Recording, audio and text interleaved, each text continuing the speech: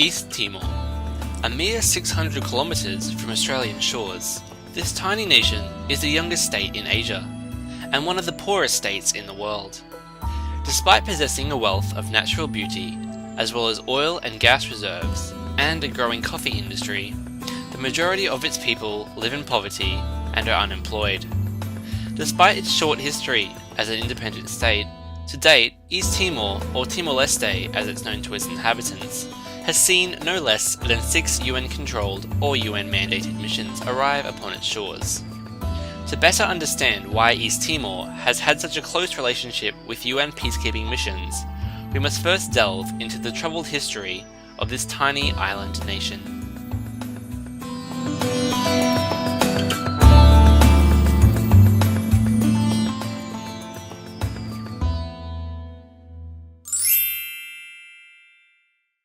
East Timor was founded by the Portuguese in the year 1705 and remained a Portuguese colony for almost 200 years.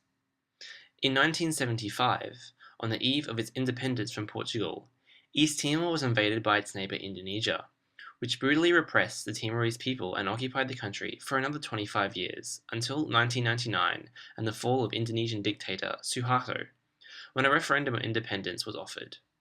Australia and New Zealand sent in a UN-authorised military force called Interfet, and the UN sent in its own political mission, Unmit, to oversee the referendum. The Timorese voted for independence, and from 1999 till 2002, the country was administered by the UN Transitional Administration in East Timor, UNTATE. On the 20th of May 2002, East Timor finally became independent in its own right for the first time. The new government was assisted by a peacekeeping force, Unmit, for another 3 years. In 2005, Unmit withdrew and was replaced by the purely political UN office in Timor-Leste, UNOTIL. However, in 2006, after a major security crisis and breakdown of law and order, UN peacekeepers were redeployed to the country under the mandate of Unmit, the United Nations integrated mission in Timor-Leste. Unmit was established on the recommendation of the UN Secretary-General's report into the security crisis which erupted in mid-2006. Deep rifts had formed within the East Timorese Police Force, the PNTL, and the East Timorese Defence Force, the FFTDL. The dismissal in March 2006 of almost 600 members of the armed forces was seen as unjust by many in the Defence Force, and led to protests finally culminating in a major section of the police and armed forces breaking away under the control of Military Police Chief Major Reynardo. These breakaway forces attacked various state offices and police headquarters in the west of the country, gradually gaining ground until they finally launched an attack on the government in Dili in late May. The conflict looked dangerously close to becoming an entrenched civil war. Furthermore, the attacks on the capital, and the absence of almost the entire police force, led to a complete breakdown of law and order, with criminal gangs and groups of youths looting and burning the capital, leading to the displacement of almost 2/3 of Dili's inhabitants. Almost 80,000 people fled to the countryside during the violence, with many unable to return due to their homes being burnt to the ground. In June 2006, allegations that the Prime Minister, Mari Al-Khatiri, had supplied weapons to some of the combatants in the conflict led to his eventual resignation, creating an unstable political environment in the already fragile democracy. The UN Security Council, in Resolution 1704, gave the mission a broad mandate consisting of a myriad of different aims, the most crucial of which comprised of providing support to the Timorese in 4 main areas. Institutional support. In order to stop a repeat of the political turmoil in 2006, the mission was mandated to help build the government and its institutions to consolidate stability, facilitate dialogue, and foster national reconciliation and social cohesion. The mandate also gave provisions for the investigation of outstanding cases of human rights abuses dating back to 1999, and to assist in the provision of special expertise to build certain institutions which had been deemed to be lacking, such as the East Timorese justice system. Electoral support. The mission was considered crucial in helping the government with logistics and verification of upcoming elections, as well as providing objective and accurate information to the Timorese people about the elections, to ensure that they were transparent and fully democratic.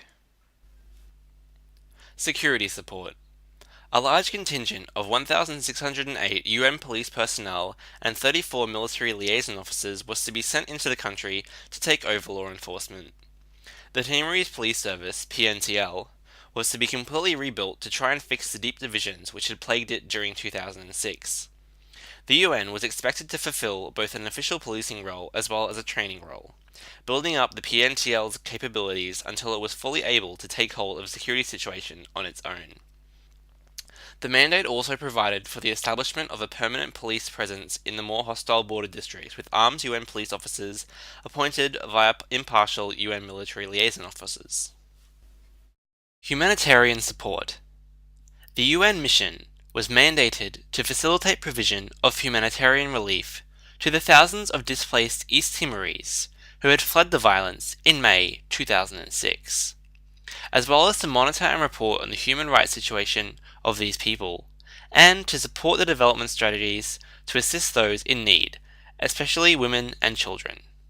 While the initial mandate given by the Security Council lasted only 6 months, it has since been renewed multiple times and is now authorized up until the 31st of December 2012.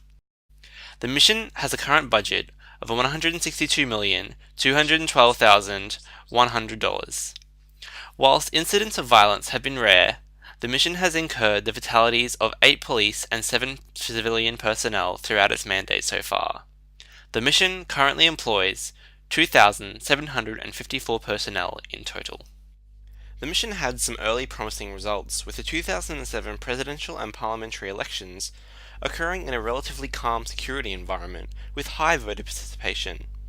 However, the outcome was controversial, with the ruling Freightlin Party losing power and a coalition government led by former President Hanana Gusmao taking office. Despite sporadic violence by Freightlin supporters after the election, law and order was generally kept under control, and the electoral section of the UN's mandate was largely seen as a success. Despite this, the security situation in Timor was still volatile. In February 2008, an armed group led by the rebel leader Major Reynaldo attacked both the new Prime Minister and the new President, Jose Ramos Horta. Ramos Horta was gravely injured in the attack, and Reynaldo was killed. Ignoring these successes, the cooling down of the security situation, the success of elections, and the growing strength of parliamentary and governmental institutions, Unmit has faced strong criticism from some regarding its crucial role in reforming the police force, the PNTL. With Unmit's mandate running out at the end of 2012, the government has been pushing for the UN to leave, and for the PNTL to take over responsibility for policing and security matters. However, others have argued that the police are still not accountable or immune from corruption, and that the UN has failed in its attempts to restructure the force.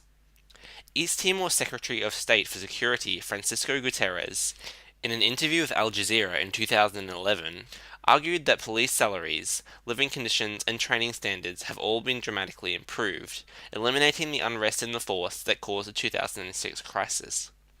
However, even he has been quick to criticize the UN's involvement with the police, saying that the UN is only fast in doing reports, but in terms of action they are doing nothing, and that in the villages, in the sub-districts, there are no UN police, there are only local police officers.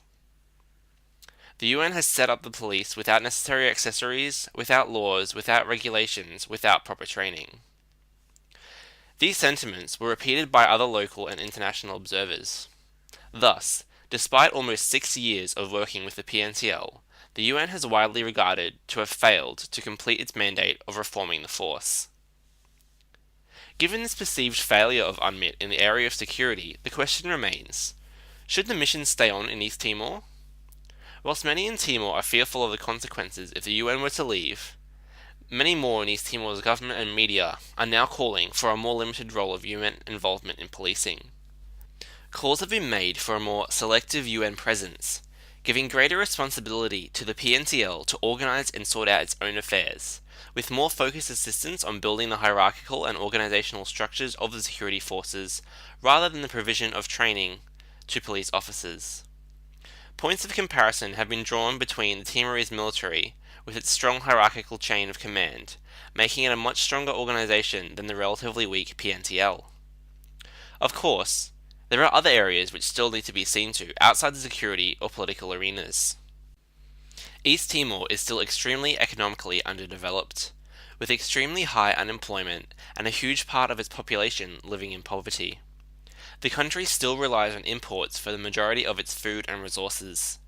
Strengthening governmental and institutional authority can only do so much.